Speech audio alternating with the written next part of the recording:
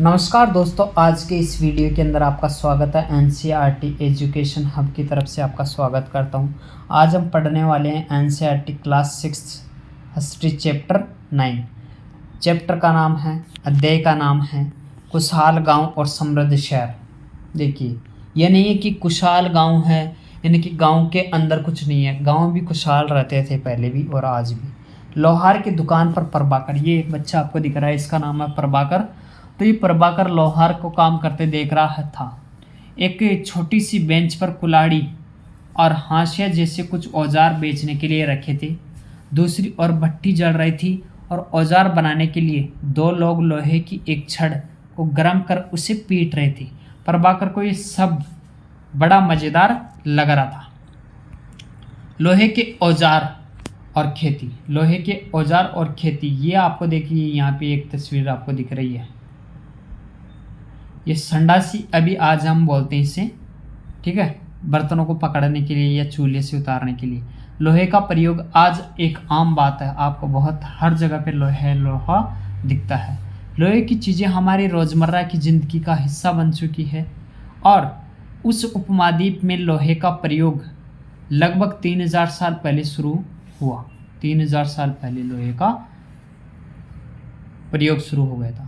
महापाषाण कब्रों में लोहे के औजार और हथियार बड़ी संख्या में मिले थे। आपको बताया था कि नहीं, महापाषाण यानी कि बड़े पत्थर की जो कब्रें आपको मिली है, वहाँ पर भी आपको कहीं लोहे के कुछ अंश मिले हैं, जो कि हमने पहले पढ़ा था। करीबन 2500 वर्ष पहले लोहे के औजारों के बढ़ते उपयोग का प्रमाण मिलता है। इसमें जंगलों को साफ करने के लिए कुल्हाड़ियाँ व जुताई के लिए हलों के फाल शामिल हैं, जो कि अपन ने पिछले अध्याय 6 में पढ़ा था।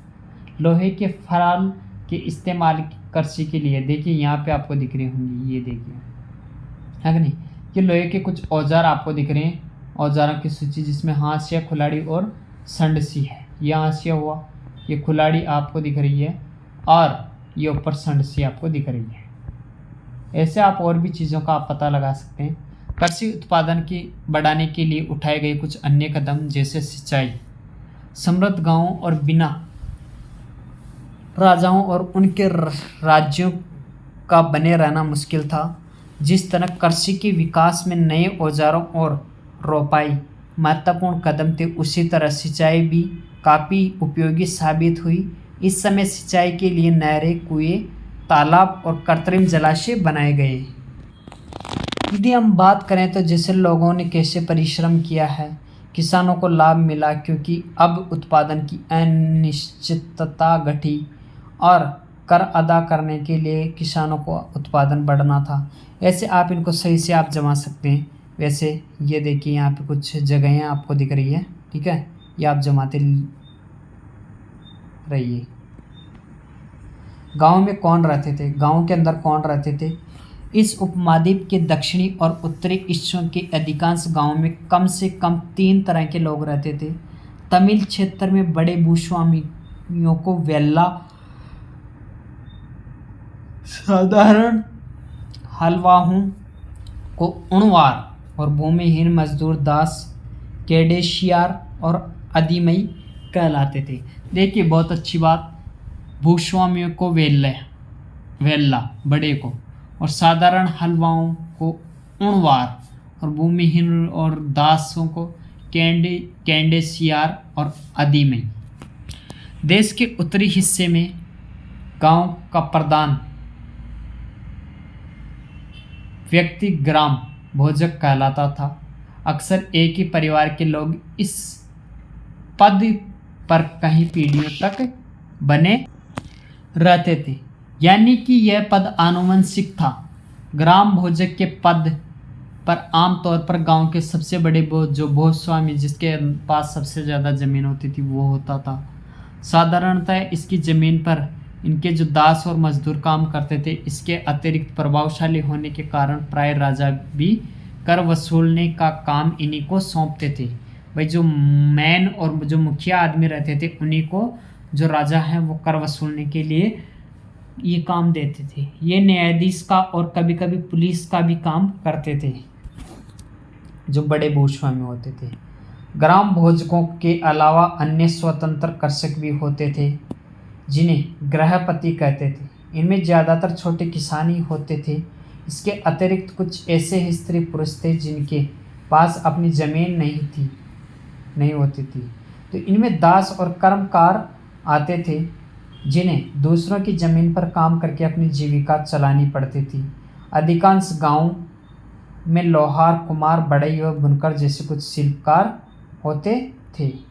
यदि हम बात करें प्राचीन तमिल भाषाओं के बारे में, तो तमिल की प्राचीनतम तमिल रचनाओं के बारे में, तो संगम साहित्य कहते हैं। रचनाओं को संगम साहित्य कहते हैं। जो इनकी रचनाएं थी करीबन 2300 वर्ष पहले की गई थी और इन्हें संगम इसलिए कहा गया क्योंकि मदुरै के कवियों के सम्मेलनों में इनका संकलन किया जाता था। गांव में रहने वालों के जिन तमिल नामों का उल्लेख यहाँ पर जो आपको मिलता है वे संगम साहित्य में पाए जाते हैं। नगर क्या कहती है, कहानियाँ, यात्रा, विवरण, मूर्तिकला व पुरातत्व। यदि आप जातकों के बारे में आपने सुना होगा, वे वो कहानियाँ हैं जो आम लोगों में प्रचलित थी। बौद्ध भिक्षुओं ने इनका संकलन किया।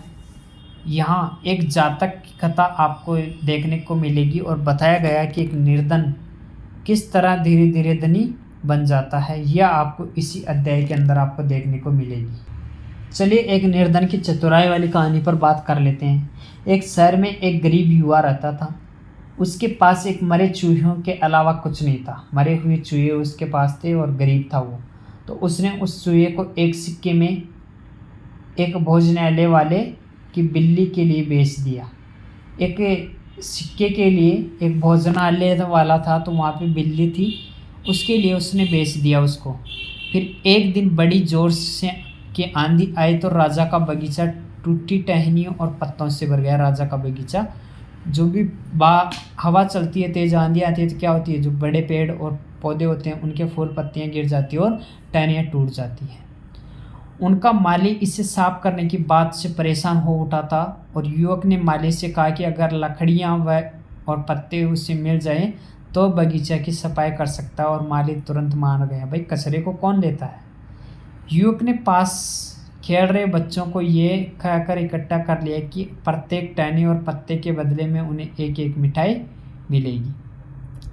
देखते ही देखते उन बच्चों के द्वारा एक एक तिनका चुनकर गेट के पास इकट्ठा कर दिया। तभी उधर से राजा का कुम्हार बर्तनों को पकाने के लिए ईंधन की तलाश में गुजरा और उसने पूरे ढेर को खरीद लिया। और इस तरह से युवक के पास क्या हुआ, बहुत सारे पेमेंट आ गया।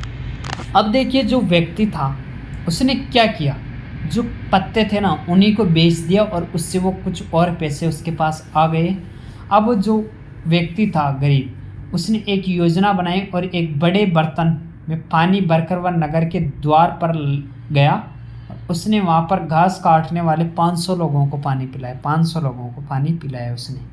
तो खुश होकर लोगों ने कहा कि तुम हमारे लिए इतना अच्छा काम किया हो, बताओ हम तुम्हारे लिए क्या कर सकते हैं। तो उसने बताया कि मैं आपको यह तब बताऊंगा जब मुझे आपकी सहायता की ज़रूरत होगी। उसके बाद में वो व्यक्ति एक व्यापारी से दोस्ती की उसने। और एक दिन उस व्यापारी ने बताया कि कल एक घोड़े का व्यापारी 500 घोड़ों के साथ शहर में आ रहा है। तो उसके लिए क्या होगा कि खाने पीने के लिए घास चाहिए भाई। और घास काटने वालों के पास जाकर वो व्यक्ति बोलता है कि कृपया तुम सब एक एक घास का गट्ठर मुझे दो। अपनी घास तब तक मत बेचो जब तक कि मेरी न बिक जाए। उन्होंने उसे घास के 500 गट्ठर दे दिए। अब देखिए 500 गट्ठर यदि दे दिए तो उसने कहीं भी घास न मिली तो वो व्यक्ति के पास 1000 रुपये 1000 सिक्के में उसको खरीद लिया गया जो 500 गट्ठर थे उनको। तो देखिए ऐसी एक कहानी है। तो उसके बाद में क्या हुआ होगा कि उसके पास में बहुत सारा पैसा आ गया होगा। ठीक है। प्राचीन नगरों के जीवन के बारे में हमें कुछ अन्य स्रोतों से भी पता चल सकता है। शहरों, गांव या फिर जंगलों के जीवन से जुड़ी घटनाओं को मूर्तिकार कलात्मक ढंग से उकेरते थे। इन मूर्तियों को ऐसी इमारतों में रेलिंग, खंभों या प्रवेश द्वार पर सजाया जाता था जहां लोग आते थे। यदि हम बात करें तो सांची की एक मूर्ति कला आपको दिखेगी, जो मध्य प्रदेश के सांची के स्तूप की मूर्ति कला का एक नमूना है। इसमें शहर के जीवन का जो दृश्य है उसको बताया गया, और 12वां अध्याय यदि हम जब पढ़ेंगे तो सांची के बारे में भी हम पढ़ेंगे। तो इन दीवारों को आप देखिए, यहाँ पर वे ईंट की बनी है या फिर लकड़ी की पत्थर से, क्या इसकी जो रेलिंग है लकड़ी की बनी है। इमारतों की छतों का वर्णन आपको देखना और करना है। नीचे आप देख सकते हैं दिल्ली में एक वलयकूप मिला है। हड़प्पा की जल निकास व्यवस्था से कैसे भिन्न था, ये देखिए, ये वो एक वलयकूप हुआ है।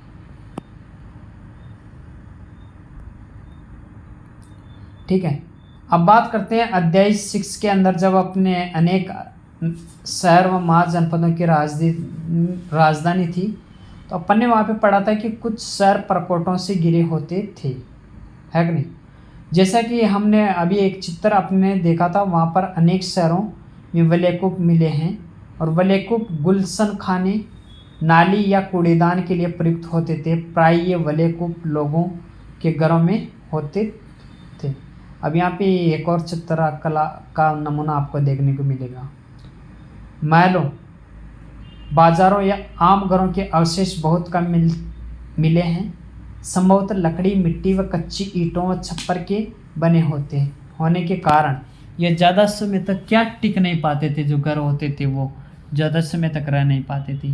भविष्य में पुरातत्वविदों ने इनकी जो खोज है वो कर सके थे। अब देखिए, इन जो प्राचीन शहरों के बारे में यदि आप पढ़ते हैं या नाविक, तो वहाँ के जो नाविक और यात्रियों के विवरणों का पता अपन को पता चलता है। ऐसा ही एक विस्तृत विवरण किसी अज्ञात यूनानी नाविक का है। जिन जिन पत्तनों पर वह गया था, जो नाविक था, तो उनके बारे में उसने लिखा था, जिससे भरूच। तो यहाँ पे आप देख सकते हैं बेरीगाजा, भरूच का यूनानी नाम, और ये कहानी है। बेरीगाजा की सकरी खाड़ी में समुद्र से आने वालों के लिए नाव चलाना बहुत मुश्किल होता था, और राजा के द्वारा नियुक्त कुशल व अनुभवी स्थानीय मछुआरे ही जहाज ला सकते थे। बेरीगाजा में शराब, तांबा, टिन, सीसा, मूंगा, पुखराज, कपड़े, सोने चांदी के सिक्कों का आयात होता था। हिमालय की जड़ी बूटियों व हाथी दांत, गोमेद, कार्निलियन, सूती कपड़ा, रेशम तथा इत्र आदि का निर्यात भी वहाँ पे किए जाते थे। किस किस का यदि देखा जाए तो बेरीगाजा में शराब हुआ, तांबा हुआ, टिन हुआ, सीसा हुआ, मूंगा हुआ, पुखराज हुआ, कपड़ा हुए, सोने हुए, चांदी हुई। यदि बात करें हिमालय की जड़ी, तो हिमालय से जड़ी बूटियाँ मिलती थी और आज भी मिलती है। हाथी दांत हुए, गोमेद हुए, कार्निलियन हुआ, सूती कपड़ा हुआ, रेशम तथा इत्र हुए, ये सभी निर्यात किए जाते थे। राजा के लिए व्यापारी विशेष उपहार लाते थे, और इनमें जो क्या होते थे, चांदी के बर्तन हुए, गायक, किशोर, सुंदर औरतें, अच्छी शराब, उत्कृष्ट महीन कपड़े, इन सभी के अंदर शामिल थे। बेरीगाजा से आयात और निर्यात होने वाली चीज़ों की आपको सूची बनानी है, जो अभी यहाँ पे दिखाई गई है। ठीक है, तो जहाँ पर वो पत्तनों पर गया उन सभी के बारे में उन्होंने लिखा था। और सिक्के, अभी यदि हम बात करें तो सिक्कों पर हम छोटी सी चर्चा कर ही लेते हैं। कहानी अपन ने पढ़ी, और किस तरह से सिक्कों के आधार पर संपत्ति का मूल्यांकन किया जाता है, यह प्रश्न नंबर 90 पे हम पढ़ेंगे। पुरातत्वविदों को इस युग के हजारों सिक्के मिले हैं, और सबसे पुराने आहत सिक्के थे जो करीबन 500 साल चले। अब आपको चित्र दिखेगा सोने चांदी के सिक्कों पर विभिन्न आकृतियों को आहत कर बनाए जाने के कारण इसे आहत सिक्के कहते हैं। ये आप देखिए आहत सिक्के। अब यदि बात करें विनिमय के अन्य साधनों के बारे में, तो संगम साहित्य की एक छोटी सी कविता आपको पढ़ना है। खेतों की सफ़ेद धान गाड़ियों पर लादे जा रहे हैं नमक के लिए लंबे लंबे रास्ते, चांदनी सी सफ़ेद रेत पर परिवार को समेटे, कहीं पीछे छूट न जाए शहरों में से नमक के सौदागरों के यूं चले जाने से सिर्फ सन्नाटा रह जाता है। समुद्र के किनारे नमक बहुत ज़्यादा उत्पादन होता था और उन्हीं के बारे में छोटी सी बात कर लेते हैं। नगर अनेक गतिविधियों का केंद्र होते थे नगर, और अक्सर कई कारण ऐसे महत्वपूर्ण हो जाते थे। और उदाहरण के लिए यदि हम बात करें तो मथुरा आप ढूंढ सकते हैं 2500 साल पहले या 2500 साल से भी ज़्यादा समय से एक महत्वपूर्ण नगर रहा है, क्योंकि यह यातायात और व्यापार के दो मुख्य रास्तों पर स्थित था। कौन सा? मथुरा। इनमें एक रास्ता उत्तर पश्चिम से पूर्व की ओर और दूसरा उत्तर से दक्षिण की ओर जाने वाला था। शहर की चारों ओर किलेबंदी थी। इसमें अनेक मंदिर थे। आसपास के किसान व पशुपालक शहर में रहने वालों के लिए भोजन जुटाते थे और मथुरा बेहतरीन मूर्तियों बनाने का केंद्र था उस वक्त। लगभग 2000 साल पहले मथुरा कुषाणों की दूसरी राजधानी बनी थी, और इसके बारे में जब हम आगे के अध्याय पढ़ेंगे तो उनमें हम मथुरा के बारे में भी चर्चा करेंगे। मथुरा एक धार्मिक केंद्र भी रहा है। आज भी आप देखते हैं कि मथुरा घूमने लोग जाते हैं कि नहीं। यहाँ बौद्ध विहारों और जैन मंदिर भी हैं। ये कृष्ण भक्ति का एक महत्वपूर्ण केंद्र था। कौन सा? मथुरा। यदि हम बात करें मथुरा में प्रशस्त्र खंडों और मूर्तियों पर अनेक अभिलेख मिले हैं। आमतौर पर ये संक्षिप्त अभिलेख हैं जो स्त्रियों तथा पुरुषों द्वारा मठों व मंदिरों को दिए जाने वाले दान का उल्लेख करते हैं। प्राय शहर के राजा रानी, अधिकारी, व्यापारी व शिल्पकार इस प्रकार के दान करते थे। उदाहरण के लिए मथुरा के अभिलेख में सोनारों, लोहारों, बुनकरों, टोकरी बुनने वालों, माला बनाने वालों और इत्र बनाने वालों का उल्लेख आपको मिलता है। अब शिल्प व शिल्पकार के बारे में छोटी सी बात। पूरा स्थलों से शिल्पों के नमूने मिले हैं। इनमें मिट्टी के बहुत ही पतले और सुंदर बर्तन अपने को मिलते हैं और उन्हें उत्तरी काले चमकीले पात्र कहा जाते हैं। उनसे उत्तरी काले चमकीले पात्र कहा जाता है क्योंकि ज़्यादातर उपमहाद्वीप के उत्तरी भाग से मिले हैं, इसलिए इनको ये कहा जाता है। ये प्राय काले रंग के होते हैं। इनमें एक खास चमक होती है। ध्यान रहे कि अन्य दूसरे शिल्पों के अवशेष नहीं बचे। जैसे कि विभिन्न ग्रंथों से हमें पता चलता है कि कपड़ों का उत्पादन बहुत महत्वपूर्ण था। उत्तर में वाराणसी और दक्षिण में मदुरै इसके प्रसिद्ध केंद्र थे। यहाँ स्त्री पुरुष दोनों काम करते थे और अनेक शिल्पकार व व्यापारी अपने अपने संघ बनाने लगे थे, जिन्हें श्रेणी कहा जाता था। श्रेणी आपसे पूछा जा सकता है कि अनेक शिल्पकार तथा व्यापारी अपने अपने संघ बनाने लगे थे, उन्हें श्रेणी कहा जाता था। शिल्पकारों की श्रेणियों का काम प्रशिक्षण देना, कच्चा माल उपलब्ध कराना व तैयार माल का वितरण करना शिल्पकारों की श्रेणी का काम होता था। जबकि जो व्यापारियों की श्रेणी का व्यापार का संचालन करती थी और श्रेणियां बैंक के रूप में काम करती थी, जहां लोग पैसे जमा रखते थे। इस धन को निवेश लाभ के लिए किया जाता था और उससे मिले लाभ का कुछ हिस्सा जमा करने वालों को लौटा दिया जाता था या फिर मठ आदि धार्मिक संस्थानों को दे दिया जाता था। यानी कि टोटली यह है कि पैसा वो जमा करते थे और यदि उससे जो भी मुनाफा होता था वो या तो लोगों को वापस उनका पेमेंट कर देते थे, और जो भी बचता था वो जो मुनाफा होता था वो मठ आदि यानी कि धार्मिक संस्थाओं का निर्माण के अंदर उन्हें दे दिया जाता था। देखिए, यदि बात करें सूत कातने और बुनने के जो नियम थे तो ये नियम अर्थशास्त्र के हैं। अध्याय 8 में अर्थशास्त्र का उल्लेख किया गया है और इनमें वर्णन ये किया गया है कि किस प्रकार एक विशेष पदाधिकारी की देखरेख में कारखानों में से सूत की कताई व बुनाई की जाती थी। ऊन, पेड़ों की छाल, कपास, पटुओं आदि सन को तैयार करने के काम में विधवाओं, सक्षम असक्षम महिलाओं, भिक्षुणियों, वृद्धा वेश्याओं, राजा के अवकाश प्राप्त दासियों, सेविकाओं व अवकाश प्राप्त देवदासियों को लाया जाता। यानी कि जो भी इस प्रकार के जो काम करते थे वो ऐसे थे जो यानी कि कमज़ोर, आप जान सकते हैं, ठीक है, वो लोग ये काम में उनको देवदासियों को लाया जाता था और इन्हें इनकी काम के और गुणवत्ता के अनुसार पारिश्रमिक देना चाहिए। जिन महिलाओं को बाहर निकलने की अनुमति नहीं थी वे अपनी दासियों को बेचकर कच्चे माल को मंगवा सकती है। यानी कि भाई जो महिलाएं, क्योंकि उस वक्त पर्दा प्रथा प्रचलित होगी तो महिलाएं बाहर नहीं निकल सकती थी, तो जो दासियां होती थी उन्हीं से को बेचकर कच्चा माल मंगवाती थी और ये फिर तैयार करके उनको वापस भेज दिया करती होगी। वे औरतें जो कारखाना तक जा सकती थी वे अपने माल कारखाने तक तड़के ले जाना पड़ता था, जहां उन्हें पारिश्रमिक मिलता था। और इस समय माल को अच्छी तरह जांचने के लिए रोशनी रहती थी। अगर निरीक्षक उस औरत की तरफ देखता या इधर उधर की बातें करता तो उसे सज़ा मिलनी चाहिए। अगर औरत ने अपना पूरा काम नहीं किया तो उसे जुर्माना देना होगा और इसके लिए उसका अंगूठा भी काटा जा सकता है। देखिए कैसी प्रथा थी कि यदि जो परीक्षक निरीक्षक होता था यदि वो कुछ बदतमीजी करे तो उसे सज़ा देते थे, और या फिर उसको जुर्माना, जो महिलाएं अपना काम ढंग से नहीं करते थे उनको जुर्माना या फिर उनका अंगूठा भी काट लिया जाता था। अब सूक्ष्म निरीक्षण अपन कर लेते हैं, जैसे हमने पहले भी कुछ अध्ययन किया। अरिकामेडू का अरिकामेडू आप पौंडीचेरी आप जानते हैं, पौंडीचेरी तो वो है। और रोम के बारे में जानकारी आपको पढ़ना है। लगभग 2200 से 1900 साल पहले अरिकामेडू एक पतन था और यह दूर दूर से आए जहाज़ों का सामान उतारे जाते थे और यहाँ ईंटों से बना एक ढांचा मिला है जो संभवतः गोदाम रहा हो।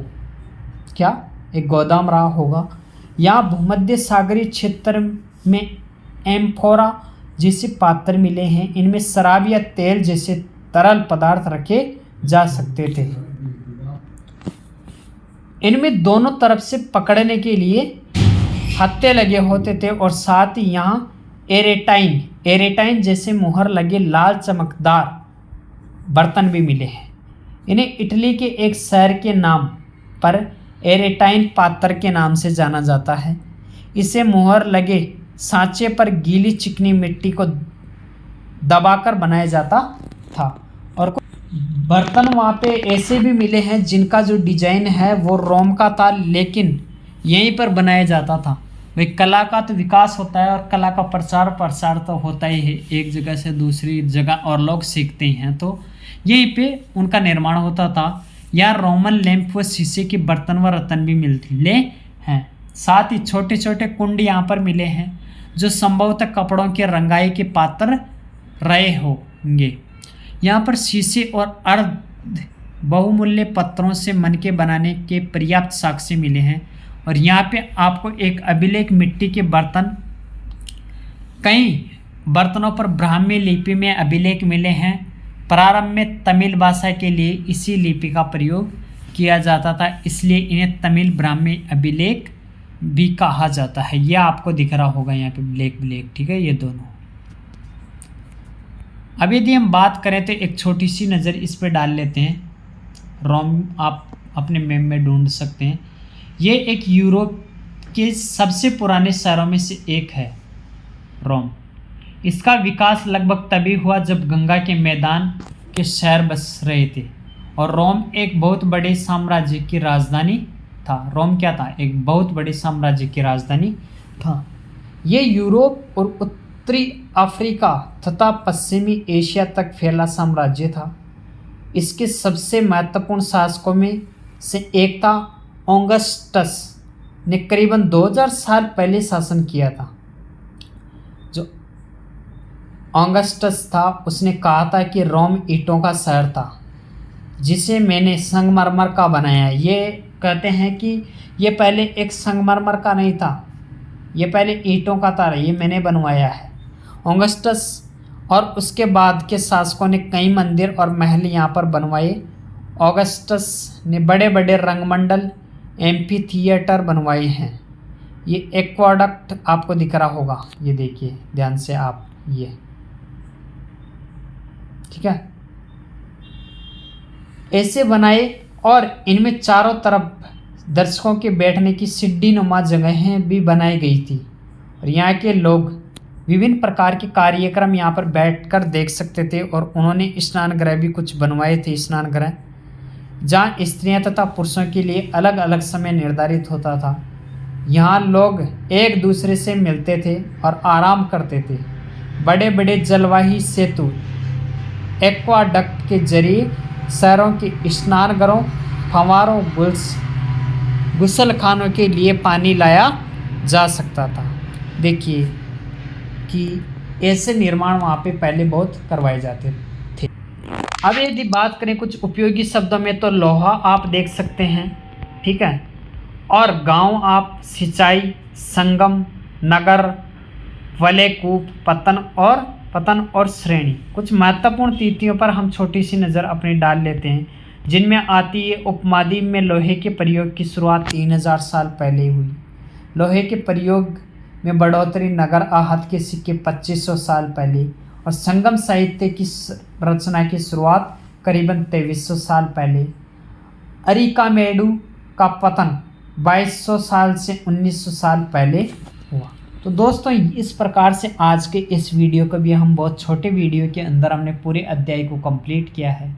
आशा करता हूँ कि आपको अच्छा लगा होगा। यदि आपको बहुत समझ में आया है तो आप अपने दोस्तों के साथ में इसे शेयर कर सकते हैं, और यदि आप चैनल पर पहली बार हो तो आप लाइक के साथ में शेयर और कमेंट और